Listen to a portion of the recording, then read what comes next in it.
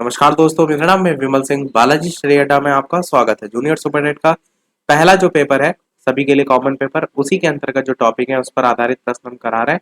तो सामान्य विज्ञान तक हम पहुंचे थे।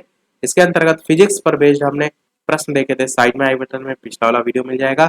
आज हम देखेंगे केमिस्ट्री जो है उस पर आधारित, यानी कि रसायन विज्ञान पर आधारित प्रश्न। और यहाँ पर प्रश्नों की संख्या जो है आपकी टोटल जो है वो 50 है। तो हम 25-25 करके दो पार्ट में जो है प्रश्नों को देखेंगे। चलिए स्टार्ट करते हैं। 25 प्रश्नों में पहला प्रश्न, केमिस्ट्री यानी कि रसायन विज्ञान। पहला प्रश्न है कि रासायनिक तत्वों के दूसरे तत्वों से योग करने की जो क्षमता है उसका पता जो है वो लगाया जाता है। किसके द्वारा पता लगाया जाता है, ये आपको जो है वो बताना है। बताइए ऑप्शन एबीसीडी में से कौन सा सही होगा। आंसर की बात करते हैं तो आपका संयोजकता जो है वो बिल्कुल सही हो जाएगा। संयोजकता जो शब्द है इसकी उत्पत्ति लैटिन भाषा जो है उससे जो है वो हुई है। इसका अर्थ होता है क्षमता। और होता क्या है संयोजकता, तो आप कहेंगे जो तत्व होते हैं उनके परमाणुओं के परस्पर संयोजन करने की जो क्षमता होती है उसको हम जो है वो संयोजकता कहते हैं। और कोई भी तत्व है उसकी संयोजकता उसका जो परमाणु होता है उसकी बाह्यतम जो आपकी कक्षा होती है उसमें उपस्थित इलेक्ट्रॉनों की संख्या पर डिपेंड जो है वो करती है। साथ ही साथ संयोजकता इलेक्ट्रॉनिक विन्यास के माध्यम से भी निकाल सकते हैं। जैसे कि सोडियम जो है Na, इसका परमाणु क्रमांक आपका होता है 11। और इसके लिए जब इलेक्ट्रॉनिक विन्यास करेंगे तो पहले वाले में 2 आ सकते हैं मैक्सिमम, दूसरे में 8 और तीसरे में आपका एक बचेगा। 8 2 10 तो ऑलरेडी हो गए, एक बचा तो एक आपकी संयोजकता जो है इस प्रकार से इलेक्ट्रॉनिक विन्यास के माध्यम से भी निकाल सकते हैं। दूसरा प्रश्न है आपका कि कितने प्रकार की क्वांटम संख्याएं जो है वो होती हैं, 5 2 3 या 4। चार ऑप्शन दे रखे हैं, बताना है आपको इनमें से कौन सा जो है वो सही होगा। आंसर की बात करते हैं ऑप्शन एबीसीडी में से, तो आपका डी वाला ऑप्शन 4 जो है वो सही हो जाएगा। क्वांटम नंबर होते क्या है, जो किसी इलेक्ट्रॉन की स्थिति और उसकी ऊर्जा की जानकारी हमें जो है वो देते हैं। टोटल ये 4 प्रकार के होते हैं। पहला जो होता है वो होता है मुख्य क्वांटम संख्या n से, जिसे हम प्रदर्शित करते हैं। इलेक्ट्रॉन के ऊर्जा स्तर के लिए मुख्यतः इसका यूज होता है। दूसरा होता है द्विगंशी या कोणीय संवेग क्वांटम संख्या, जिसे हम स्मॉल l के माध्यम से डिनोट करते हैं और ये इलेक्ट्रॉन के उपकोष के लिए होता है। तीसरा आपका होता है चुंबकीय क्वांटम संख्या, जिसे हम m यानी कि मैग्नेटिक के तौर पर m से प्रदर्शित करते हैं और ये इलेक्ट्रॉन के कक्षक के लिए होता है। और चौथा होता है आपका चक्रण क्वांटम संख्या, जिसे हम स्पिन के तौर पर s से जो है प्रदर्शित करते हैं और ये इलेक्ट्रॉन के चक्रण के लिए होता है। तो इस प्रकार से कुल 4 जो है वो क्वांटम संख्याएं होती हैं।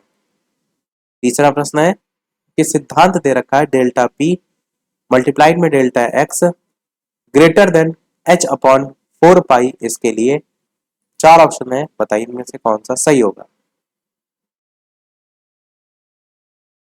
आंसर की बात करते हैं ऑप्शन एबीसीडी में से, तो आपका हाइजेनबर्ग का अनिश्चितता का सिद्धांत आपका सही हो जाएगा। इसी के अनुसार किसी भी गतिशील अति सूक्ष्म कण जो है उसकी स्थिति और वेग दोनों का एक साथ यथार्थ निर्धारण संभव नहीं होता है। और यही जो है आपका जो ऊपर लिखा हुआ है ये सिद्धांत इनका है, हाइजेनबर्ग का अनिश्चितता सिद्धांत। अगला देखते हैं चौथा प्रश्न कि अणु में इलेक्ट्रॉन जो है उसका स्थिर परिक्रमा पथ का विचार पहली बार किसके द्वारा प्रस्तुत किया गया था। अच्छा प्रश्न है, बताइए इन 4 ऑप्शन में कौन सा जो है वो सही होगा। आंसर की बात करते हैं ऑप्शन एबीसीडी में से, तो आपका बी वाला ऑप्शन यानी कि बोर जो है वो सही हो जाएगा। इनका पूरा नाम है नील बोर। नील बोर जो है इन्होंने रदरफोर्ड जो है उनके परमाणु मॉडल की कमियां जो थी उसको दूर करने के लिए प्लांक का जो क्वांटम सिद्धांत था ना उसका सहारा लिया था। और उसी के अनुसार परमाणु में इलेक्ट्रॉन नाभिक के चारों ओर स्थायी वृत्तीय कक्षाओं में घूमते हैं और स्थायी कक्षा में घूमते हुए इलेक्ट्रॉन ऊर्जा जो है उसका उत्सर्जन नहीं करते हैं। ये सारी चीजें इन्होंने ही जो है वो बताई थी। तो बोर आपका नील बोर जो है वो सही होगा। पांचवा प्रश्न देखते हैं कि सह संयोजक अणु जो है उसका एक उदाहरण जो है इनमें से कौन सा है। प्रश्न आपका है सह संयोजक अणु का एक उदाहरण इन चारों ऑप्शन में से बताना है। अगला sodium chloride, lead chloride, carbon tetrachloride या फिर पोटेशियम क्लोराइड। ऑप्शन एबीसीडी में से कौन सा सही होगा? आंसर की बात करते हैं तो आपका बी वाला ऑप्शन लेड क्लोराइड जो है वो सही हो जाएगा। सह संयोजक अणु जो है लेड क्लोराइड का उदाहरण है, लेकिन कार्बन टेट्राक्लोराइड या फिर सोडियम क्लोराइड या फिर पोटेशियम क्लोराइड ये सब आपके इसके अंतर्गत नहीं आते हैं, अलग होते हैं। छठा प्रश्न है आपका 22.4 लीटर H2 गैस का वजन जो है वो कितना होगा? चार ऑप्शन दे रखे हैं, बताना है आपको इनमें से कौन सा सही होगा। ये तो रटा नहीं जाता है। जैसे यहाँ पर आप देखिए H2 जो है इसमें हाइड्रोजन है, इस गैस में हाइड्रोजन के कितने परमाणु हैं? तो दो परमाणु हैं। और आप जानते हैं जो एवोगाद्रो नंबर होता है उसके नियम से एक मोल गैस जो होती है इसका एचटीपी पर आयतन जो है वो 22.4 लीटर जो है वो होता है। अब एक मोल पर 22.4 लीटर है और हाइड्रोजन के दो परमाणु हैं, तो आपको अगर इसमें ही गैस का वजन निकालना है तो आपको कुछ नहीं करना है, ये एच के ये साथ में 2 लगाए तो आप 22.4 को 2 से गुणा कर दीजिए। एक मोल हाइड्रोजन गैस का भार 1+1 करके भी दर्शा सकते हैं, यानी टोटल यहाँ पर 2 ग्राम हो जाएगा। और 2 ग्राम निकालने के लिए इससे जब गुणा करेंगे तो 44.8 के साथ आप जाएंगे तो आप गलत हो जाएंगे, क्योंकि मैंने क्या कहा, मैंने यहाँ पर बात की लीटर की, प्रश्न में ऑप्शन में ग्राम दे रखा है और अभी मैंने बोला कि एक मोल जो हाइड्रोजन गैस होता है उसका भार आप 1+1 ग्राम करके दर्शाएंगे, क्योंकि दो यहाँ पर परमाणु है तो उस आधार पर 2 ग्राम आपका आंसर जो है वो होगा। ये मैंने आपको इंफॉर्मेशन के तौर पर बताया, तो सी वाला आपका ऑप्शन जो है यहाँ पर सही होगा।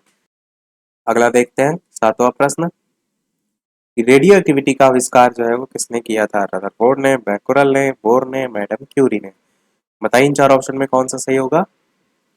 ये आपका बहुत ही महत्वपूर्ण प्रश्न है, रिपीट बहुत होता है। ऑप्शन एबीसीडी में से कौन सा सही होगा? आंसर की बात करते हैं तो आपका बिल्कुल बैकुरल जो है वो सही हो जाएगा। इनका नाम पूरा है हेनरी बैकुरल।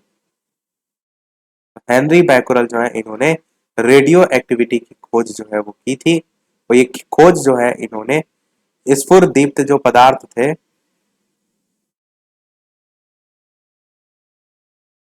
इनके अध्ययन के दौरान जो है वो की थी।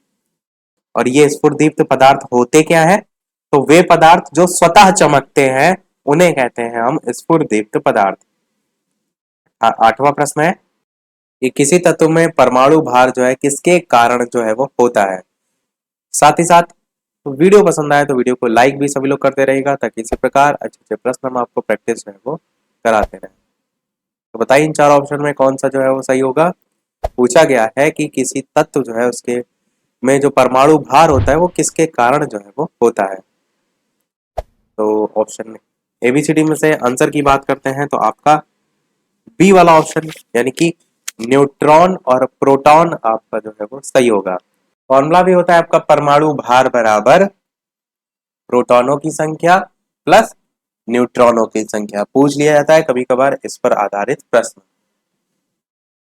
नवा प्रश्न कह रहा है कि दूध निम्नलिखित का उदाहरण है। निलंबन का है, जल का है, पायस का है या झाग का है। इंग्लिश में भी दे रखे हैं ऑप्शन, बताना है आपको इनमें से कौन सा सही होगा।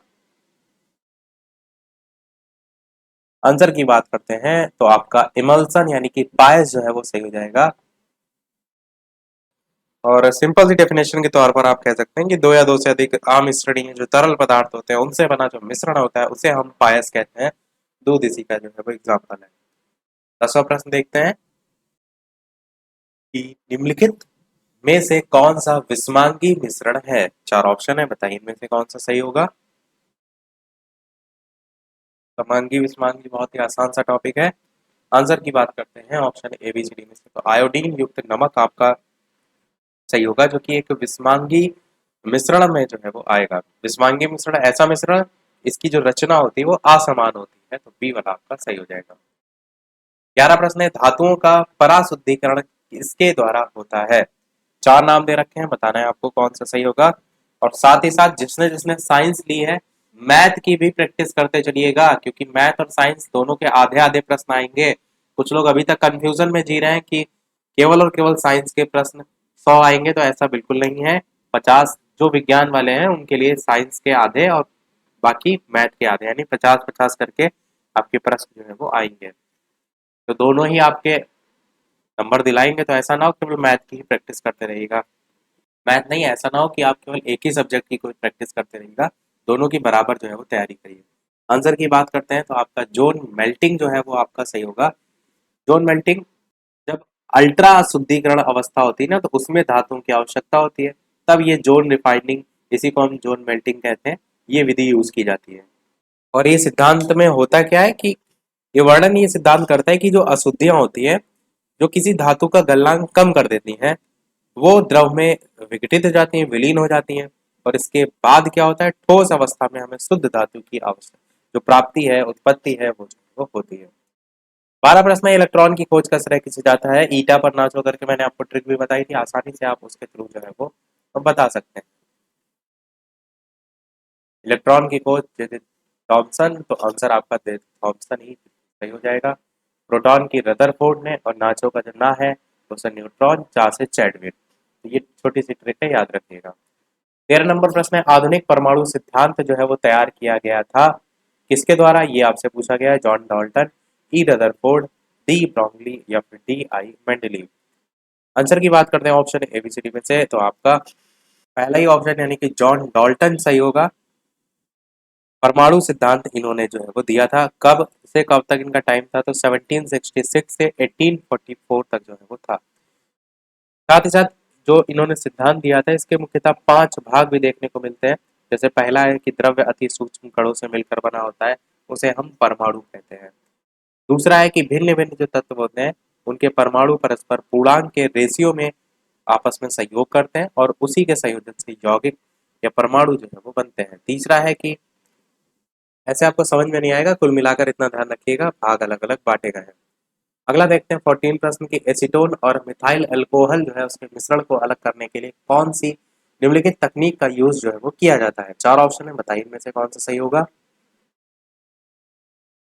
आंसर की बात करते हैं option A B C D में से, तो आंशिक आसवन जो है वो सही होगा। इस विधि के द्वारा जो एसीटोन और मिथाइल अल्कोहल है ना, उसके मिश्रण को अलग किया जाता है। एसीटोन और मिथाइल अल्कोहल के मिश्रण को अलग।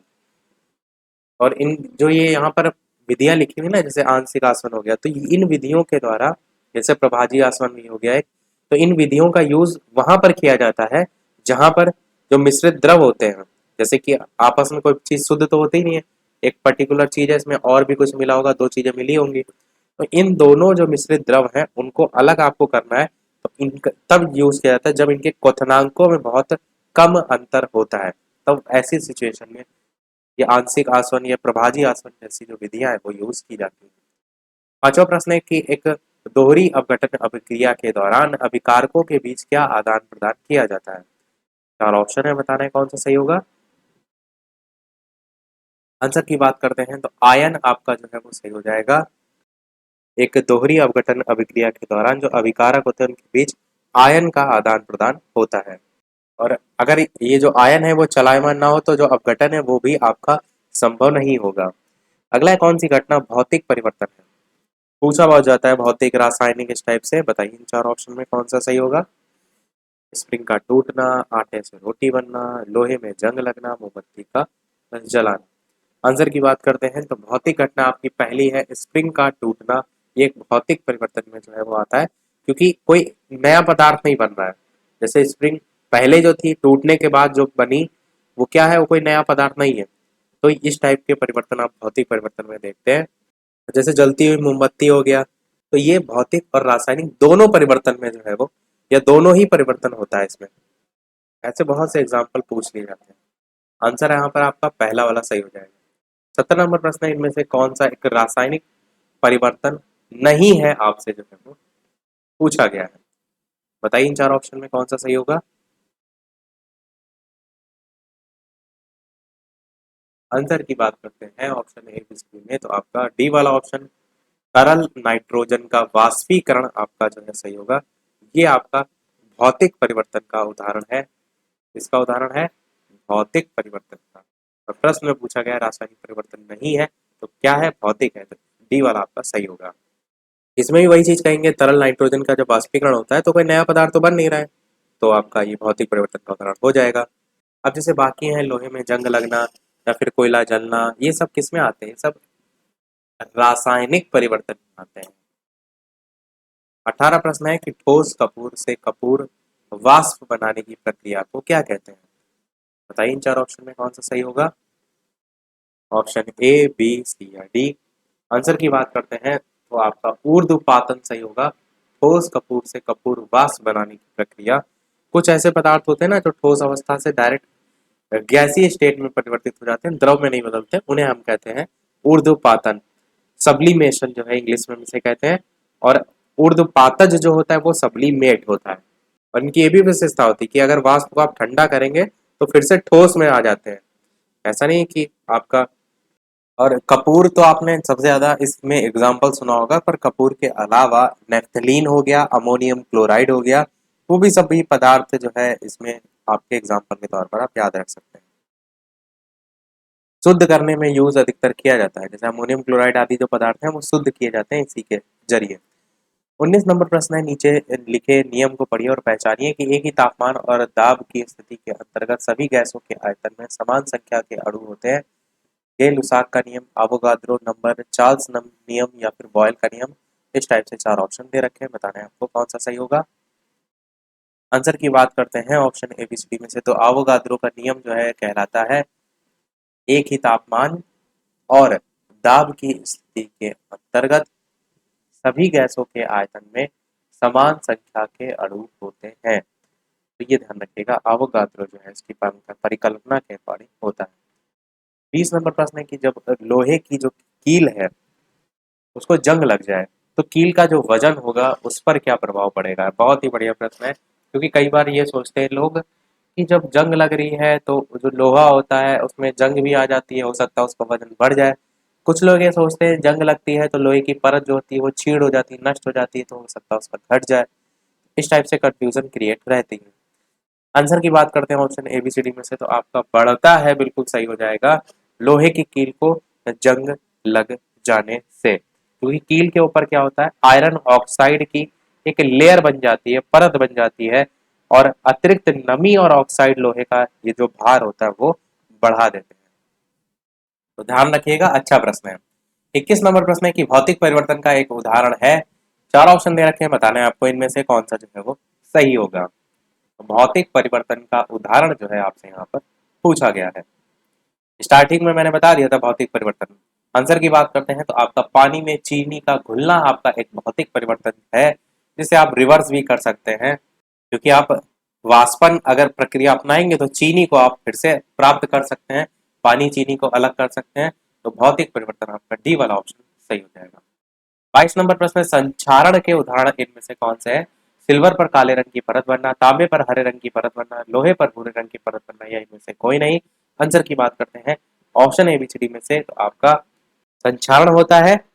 सबसे पहले इस चीज को समझिए, जो धातु होती है नष्ट हो जाती है, धीरे धीरे क्या हो उनका नष्ट हो जाना, किसी भी माध्यम से, वायु हो, रासायनिक पदार्थ हो, उनके द्वारा। तो यहाँ पर थोड़ा सा ऑप्शन गलत है, इनमें से कोई नहीं की जगह यहाँ पर उपर्युक्त सभी होना चाहिए। क्योंकि लोहे पर भूरे रंग की जो परत जमती है वो भी एक प्रकार की जंग लगने के अंतर्गत आता है, तो ये संचार का उदाहरण है। तांबे पर हरे रंग की परत, ये संचार का उदाहरण है। तो जब दो सही है तो ए भी सही है, यानी कि आंसर आपका तीनों ही सही होगा, यानी कि उपर्युक्त सभी जो है वो सही होगा। अगला देखते हैं 23 नंबर की, किसी भी यौगिक में तत्व सदैव एक निश्चित डैश के अनुपात में विद्यमान होते हैं। बताइए इन चार ऑप्शन में कौन सा सही होगा। द्रव्यमान, आयतन, आकार, या कोई विकल्प सही नहीं है। आंसर की बात करते हैं option A B C D में से, तो आपका पहला ही ऑप्शन द्रव्यमान जो है वो बिल्कुल सही हो जाएगा। और ये जो निश्चित अनुपात का नियम होता है ना, इसे हम प्रोस्ट का नियम भी जो है वो कहते हैं। अगला देखते हैं 24 नंबर प्रश्न की, रासायनिक तत्वों की आवर्त सारणी के बारे में निम्न कथनों पर विचार कीजिए। किसी एक आवर्तक के अनुदिश आयनन विभव धीरे धीरे कम होता है। बी, दूसरा कह रहा है तत्वों के किसी एक वर्ग में जैसे जैसे परमाणु भार बढ़ता है इलेक्ट्रॉन मृदुता कम होती है। तीसरा है कि किसी निर्दिष्ट आवर्तक में जैसे जैसे परमाणु संख्या बढ़ती है विद्युत ऋणात्मकता कम होती है। आपको बताना क्या है, आपको बताना यह है कि इनमें से कौन से कथन जो है वो सही है, आपको जो है वो छांटना है। आंसर की बात करते हैं option A B C D में, तो केवल आपका दूसरा वाला यहाँ पर जो है वो सही होगा। जो कि आपका कह रहा था कि तत्वों के किसी एक वर्ग में जैसे जैसे परमाणु भार बढ़ता है इलेक्ट्रॉन बंधुता जो है वो कम होती है। ऊपर वाला गलत था क्योंकि जो अनुदिश आयनन विभव होता है ना वो धीरे धीरे कम नहीं होता है, धीरे धीरे बढ़ता है, ध्यान रखिएगा। और सेम चीज थर्ड वाले में भी है कि विद्युत ऋणात्मकता कम नहीं होती है, विद्युत ऋणात्मकता आपकी बढ़ती जाती है जैसे जैसे आवर्त में परमाणु संख्या की वृद्धि होती जाती है। आपका केवल दूसरा वाला सही होगा। ये देखते हैं हमारा अगला और इस वीडियो का लास्ट प्रश्न। स्टार्टिंग में मैंने बताया था कि टोटल 25 प्रश्न हम आपको कराएंगे और बाकी बचे जो 25 प्रश्न है वो हम देखेंगे इसके बाद वाले वीडियो में। वीडियो अभी तक आपने लाइक ना किया हो तो सभी लोग वीडियो को लाइक अवश्य कर दीजिएगा ताकि आपके एक लाइक से मुझे मोटिवेशन मिलता रहे। चैनल पर नए हो सब्सक्राइब करके भी अवश्य जुड़ जाइएगा। टेलीग्राम चैनल से नहीं जुड़े तो लिंक आपको डिस्क्रिप्शन में मिल जाएगी, सर्च करके भी जुड़ सकते हैं। इससे पहले के प्रश्न नहीं देखे विज्ञान विषय का अलग से हम सभी टॉपिक वाइज डेली करा रहे हैं, वो नहीं देखें तो प्लेलिस्ट में जाकर आप देख सकते हैं। लाइव टाइमिंग है दोपहर के 3 बजे, शाम के 8 बजे लाइव आकर भी वीडियो देख सकते हैं। 25 प्रश्न है इस वीडियो का लास्ट कि तीसरे और चौथे समूह के ऑक्साइड का सामान्य गुणधर्म जो है वो क्या है। बेसिक और एसिडिक है, बेसिक है, एसिडिक है या फिर उदासीन है। इस प्रकार के 4 ऑप्शन है, बताना है आपको इनमें से कौन सा जो है वो सही होगा। आंसर की बात करते हैं option A B C D में से, तो आपका पहला ही ऑप्शन यानी कि बेसिक और एसिडिक जो है वो सही हो जाएगा। आवास सारणी का तीसरा और जो चौथा समूह है ना उसके ऑक्साइड के सामान्य गुणधर्म बेसिक और एसिडिक होते हैं और ये ऑक्साइड उभयधर्मी जो है वो है। अब देख लेते हैं वो प्रश्न जैसे कि सभी वीडियो में हम आपसे एक ना एक प्रश्न पूछते हैं। तो ये प्रश्न हम आपसे पूछ रहे हैं कि निम्नलिखित में विश्व यानी कि यूनिवर्स में कौन सर्वाधिक पाया जाने वाला तत्व है। Hydrogen, oxygen, nitrogen, carbon. ABCD करके भी आप अपना आंसर बता सकते हैं या डायरेक्ट नाम भी टाइप करके हाइड्रोजन, ऑक्सीजन, नाइट्रोजन या कार्बन में कौन सा सही होगा बता सकते हैं। तो सभी लोग अपना आंसर वीडियो के मेन कमेंट में टाइप करके बताइएगा। इसके अलावा वीडियो को और लोगों के साथ शेयर भी अवश्य कर दीजिएगा ताकि और लोग भी जो है वो प्रश्नों की प्रैक्टिस जो है वो कर सकें। आज के वीडियो में इतना ही रखते हैं, मिलते हैं अगले वीडियो में कुछ नए प्रश्नों के साथ, इसी जो टॉपिक वाइज वीडियो हम करा रहे हैं इसी के आगे सीरीज के साथ, और जो साइंस के अलग से प्रश्न करा रहे हैं उसके आगे के जो टॉपिक है उनके अकॉर्डिंग। तब तक के लिए नमस्कार, थैंक यू फॉर वॉचिंग।